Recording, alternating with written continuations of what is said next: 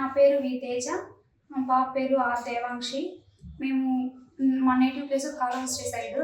మేము ఉండేది ప్రెసెంట్ తిరుపతిని. పాపకి అక్యూట్ నెఫ్రోటైజింగ్ ఎన్సెఫలైటిస్. ఇక్కడ ఫస్ట్ ఇక్కడ వైష్ణవిలో చూసాము. అక్కడ నుంచి చెన్నై వెళ్ళమని చెప్పారు. అక్కడ రైన్బో వెళ్ళాము. అక్కడ పాప వెంటిలేటర్ మీద ఉన్నారు ఒక 7 days. తర్వాత బాగానే రెస్పాండ్ అయ్యారు. మళ్ళీ మ్యామ్ ఇక్కడ వంశీకృష్ణ సార్ దగ్గరికి రెఫర్ చేశారు.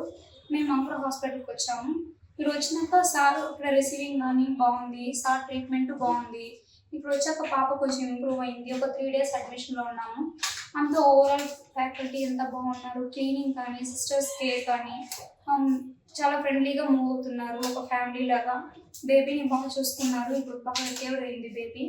మళ్ళీ ఇప్పుడు మేము యూరిన్ ట్రాక్ ఇన్ఫెక్షన్ అని చెప్పి ఫస్ట్ చెన్నైకి వెళ్ళాము. మ్యామ్ మళ్ళీ ఇక్కడే మీకు దగ్గర ఉంటుంది, ఇంకా అంకురకి రెఫర్ చేస్తారు.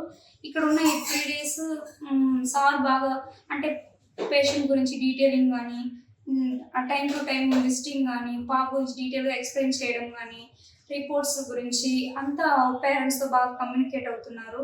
ఇక్కడ house keeping staff also nice.